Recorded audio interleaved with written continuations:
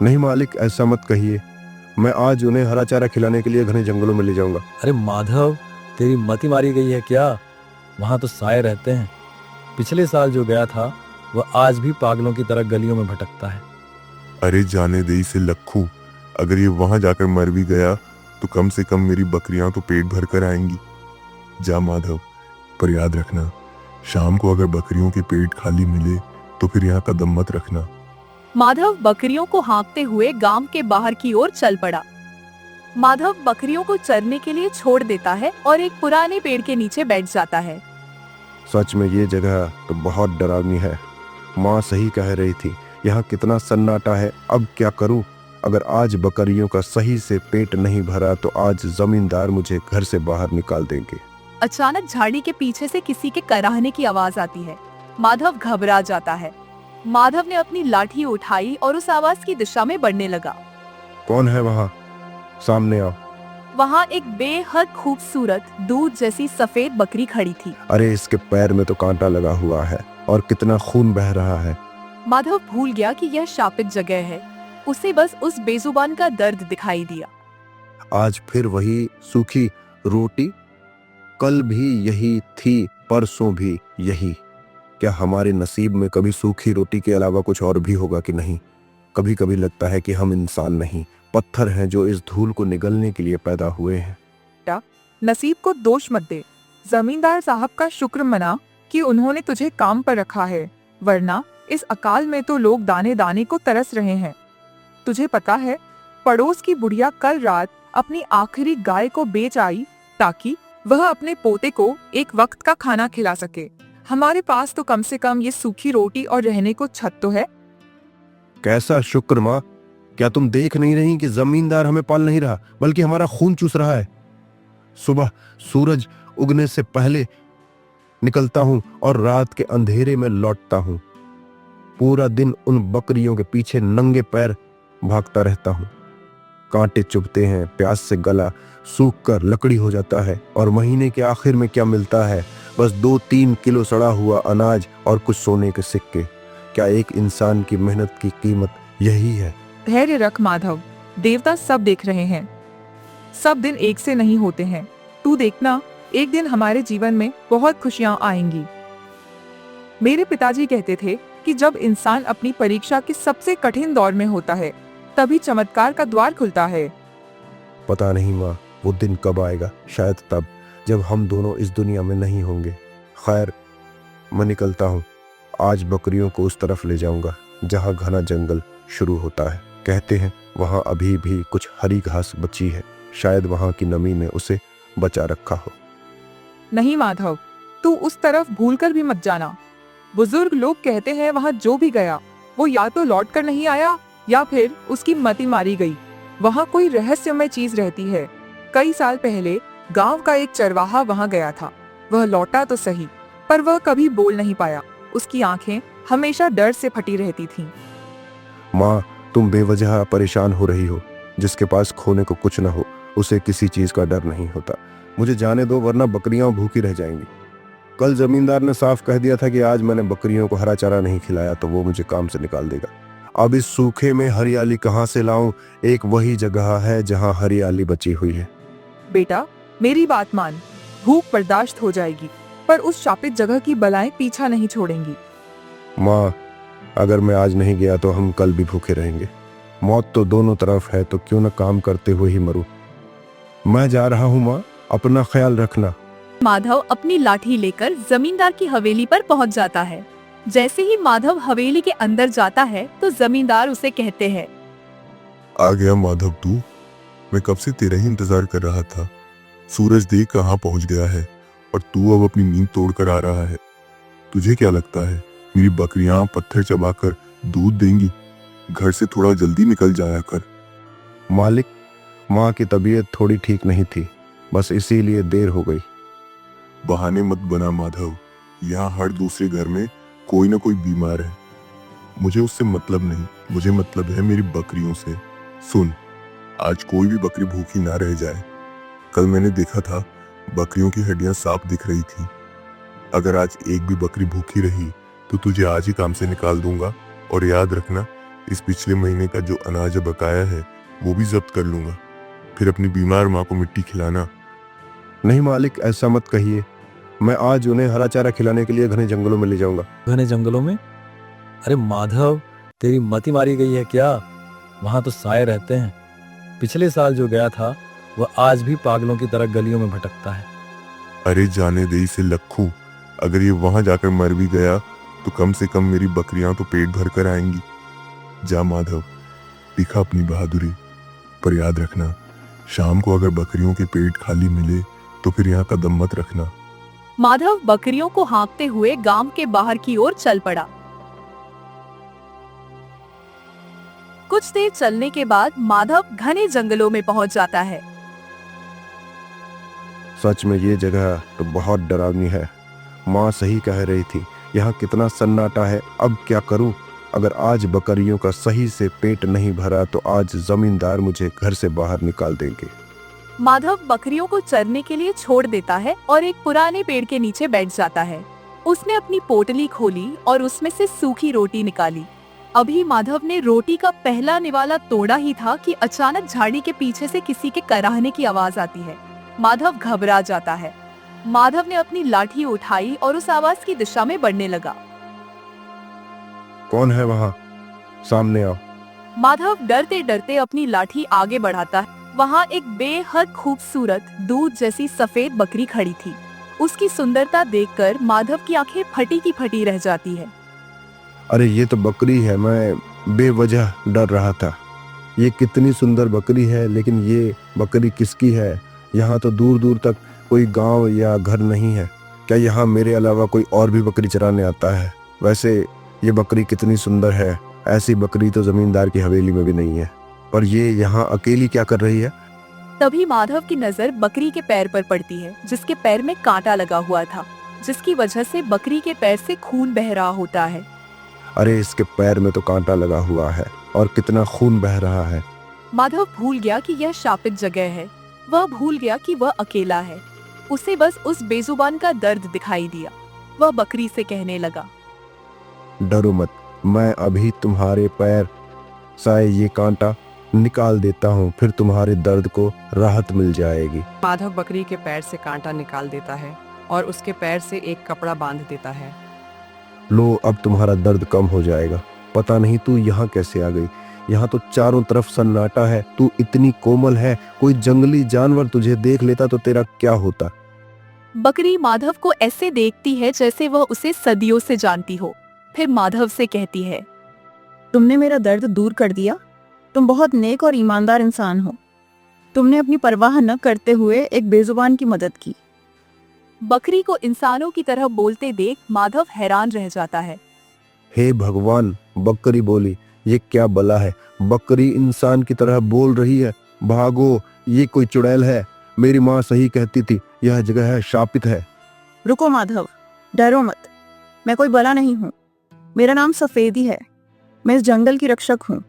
सालों से मैं एक ऐसे इंसान की तलाश में थी जो बिना किसी स्वार्थ के किसी की मदद करे। आज तुमने मेरा कांटा निकालकर मुझे सदियों के बंधन से आजाद कर दिया। हे वन देवी, मुझे माफ करें। मैं मामूली चरवाहा हूँ। मुझे लगा आप कोई मायावी शक्ति हैं जो मुझे मार डालेगी और मुझे अपना आहार बनाएगी। भय त्यागो माधव, मैं तुम्हें मारने नहीं, तुम्हारा भाग्य संवारने आई हूँ। तुम्हारी ईमानदारी ने मेरा दिल जीत लिया है। तुम्हारी बकरियां भूखी हैं, तुम्हारी माँ भूख से व्याकुल है और तुम्हारा घर दरिद्रता का घर बन चुका है। अब और नहीं, मैं तुम्हारे साथ तुम्हारे घर चलूंगी। आप मेरे घर चलेंगी? पर मेरी माँ तो आपको देखकर डर जाएगी और मैं आपको क्या खिलाऊंगा? हमारे पास तो खुद के लिए रोटी नहीं है।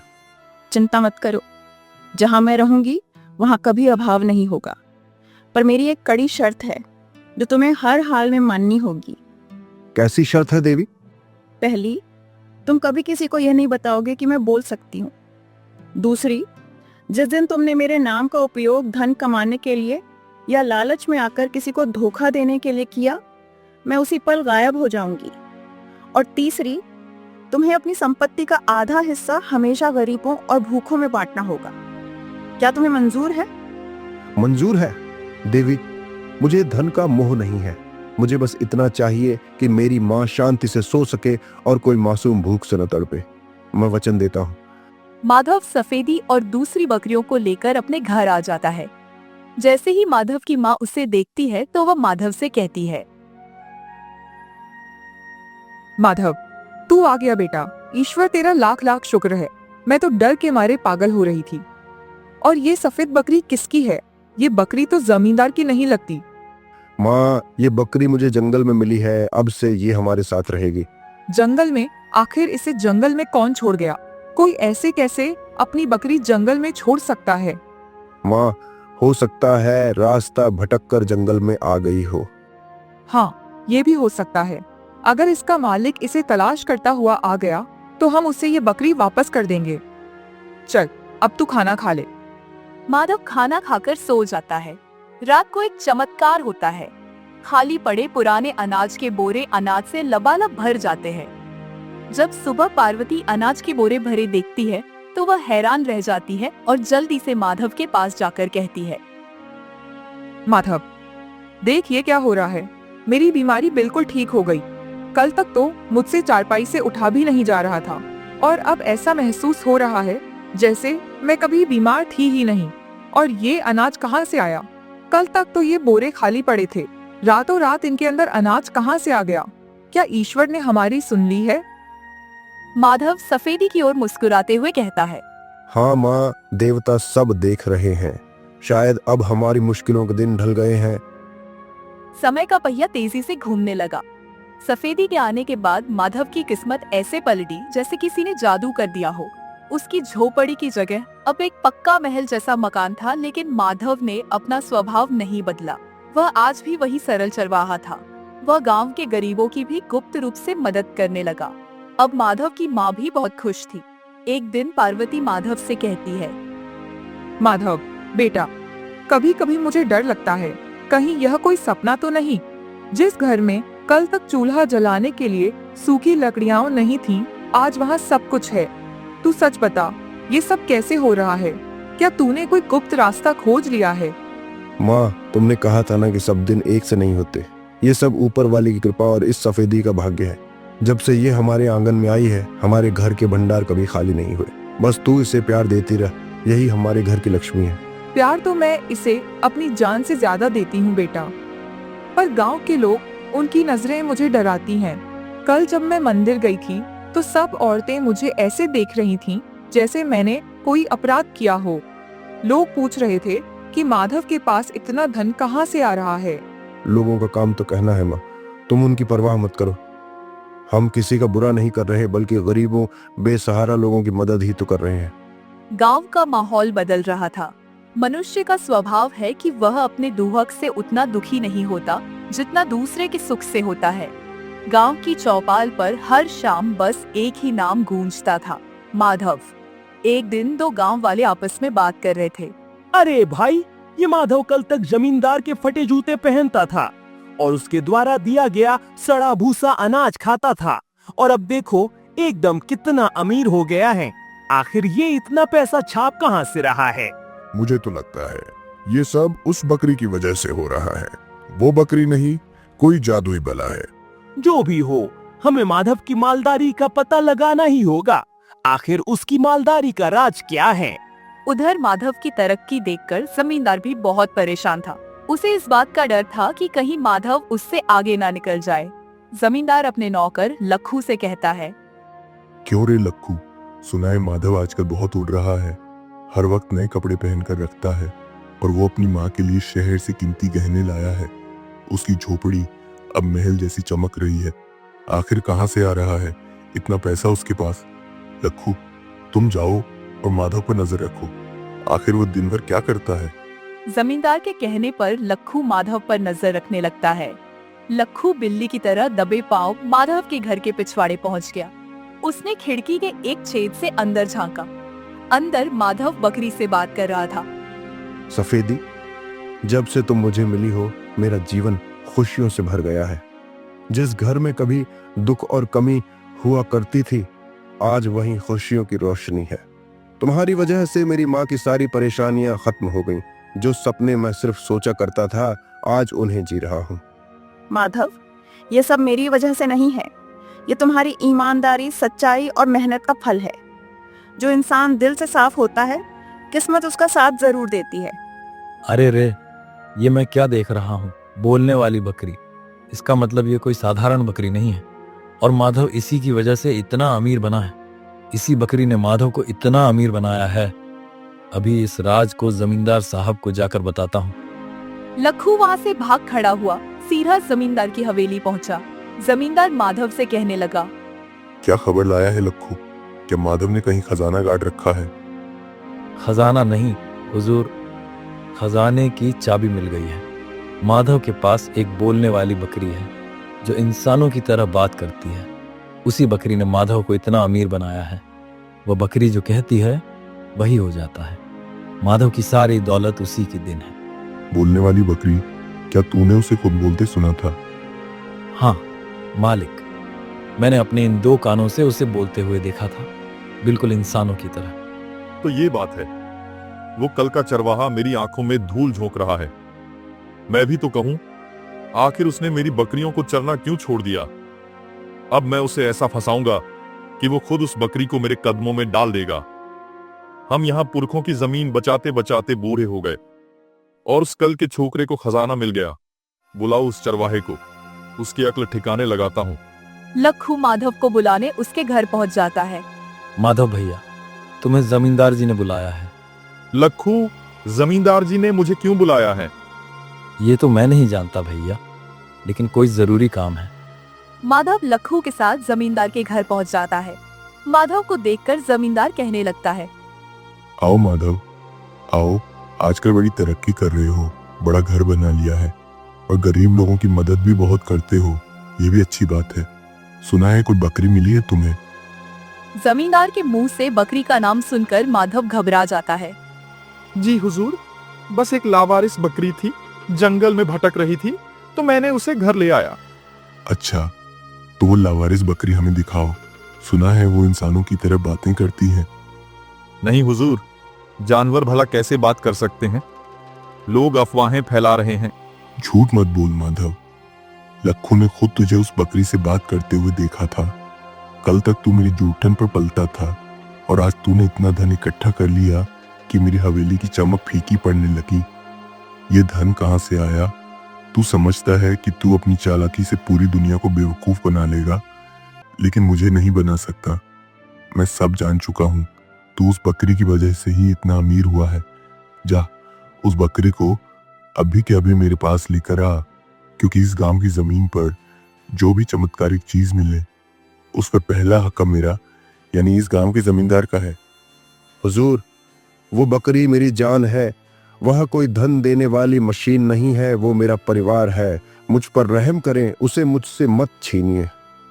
रहम रहम कमजोरों के लिए होता है माधव। देख, मैं तुझे एक मौका देता हूँ।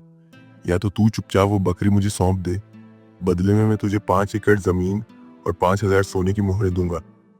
लेकिन अगर तूने इनकार किया तो मैं इसी वक्त तेरे घर को आग लगवा दूंगा, और तुझे तेरी बूढ़ी माँ के साथ गांव से बेदखल कर दिया जाएगा। अब चुन ले, तेरी माँ की सुरक्षा या वो बकरी। माधव के सामने पहाड़ जैसा धर्म संकट था। एक तरफ उसकी आत्मिक शक्ति सफेदी थी, और दूसरी तरफ उसका घर था, जहां उसने अपनी माँ के साथ अपना बचपन गुजारा था। हुजूर, मैं इस गांव से बेदखल नहीं होना चाहता। आप मुझे 5 एकड़ जमीन और मोहरे दे दीजिए, बदले में मैं तुम्हें वो बकरी सौंप दूंगा। माधव अपने घर चला जाता है और घर में जाकर रोने लगता है। सफेदी उसके पास आती है और उससे कहती है, तुमने मेरा सौदा कर दिया ना माधव। मैं क्या करता सफेदी? जमींदार मुझे मार डालता। उसने धमकी दी है कि अगर कल सुबह तुम उसे नहीं मिली तो वह मेरी माँ को और मुझे गांव से निकाल देगा। माधव, लालच और डर इंसान के सबसे बड़े दुश्मन हैं।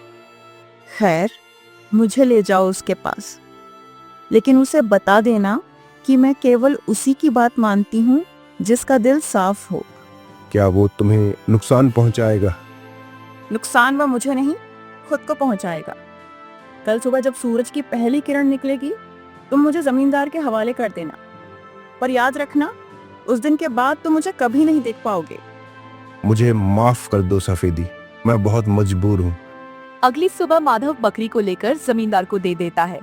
बकरी को देखकर जमींदार कहने लगता है, वाह क्या चमक है, अब ये बकरी मुझे मालामाल कर देगी। चलो बकरी, मुझे बताओ खजाना कहाँ छिपा है। जमींदार की बात सुनकर बकरी शांत खड़ी रहती है। हुजूर, शायद ये सबके सामने नहीं बोलेगी, इसे किसी एकांत जगह ले चलिए। तुम ठीक कह रहे हो। फिर जमींदार बकरी को लेकर एकांत जगह पर चला जाता है और बकरी से कहता है, ए बोलने वाली बकरी, मुझे बता वो धन कहाँ छुपा है जिसे तूने माधव को अमीर बनाया था। बकरी कुछ नहीं बोलती, चुपचाप खड़ी रहती है। बोलती क्यों नहीं?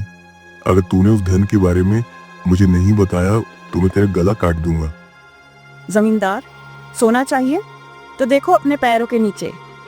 जैसे ही जमींदार अपने पैरों के नीचे देखता है तो उसके पैरों के नीचे आग लगी होती है। यह देखकर जमींदार घबरा जाता है। आग? ये मेरे पैरों में आग कैसे लग गई? अरे मुझे बचाओ, इस आग को बुझाओ वरना मैं इसमें जलकर मर जाऊंगा। जमींदार, ये तुम्हारे पापों का सोना है। तुमने गरीबों का हक मारा है, अनाथों की जमीन छीनी है। अब ये सोना तुम्हें निगल जाएगा। जमींदार चिल्लाता हुआ इधर उधर भागने लगता है, लेकिन वह देखते ही देखते आग में जलकर भस्म हो जाता है। उधर माधव जंगल की ओर भागता है। वह सफेदी को पुकार रहा है, सफेदी कहाँ हो तुम? मुझे धन नहीं चाहिए, मुझे जमीन नहीं चाहिए, बस लौट आओ। जंगल के बीचों बीच वही रोशनी फिर प्रकट होती है, पर इस बार बकरी नहीं, एक दिव्य पुरुष खड़ा है। माधव, रोना बंद करो, तुम्हारी परीक्षा पूरी हुई। आप कौन है और सफेदी कहाँ है? मैं ही सफेदी था, मैं वन का देवता हूँ। मैंने देखा कि तुमने लालच में आकर मेरा सौदा तो किया, पर तुम्हारा मन अभी भी साफ है। तुमने जमींदार से अपने लिए कुछ नहीं मांगा, बल्कि अपनी माँ की सुरक्षा चाहिए। मुझे माफ कर दीजिए प्रभु। सच्चाई और ईमानदारी ही सबसे बड़ा धन है। माधव, जमींदार का घमंड चूर हो चुका है। अब से तुम इस गांव के रक्षक होगे। ये लो, ये लाठी कभी मत छोड़ना। जब भी तुम इसे जमीन पर मारोगे, भूखों को भोजन और बीमारों को दवा मिलेगी। क्या आप फिर कभी नहीं मिलेंगे? मैं हर उस जीव में हूँ जिसकी तुम सेवा करोगे। जाओ, अपना भाग्य खुद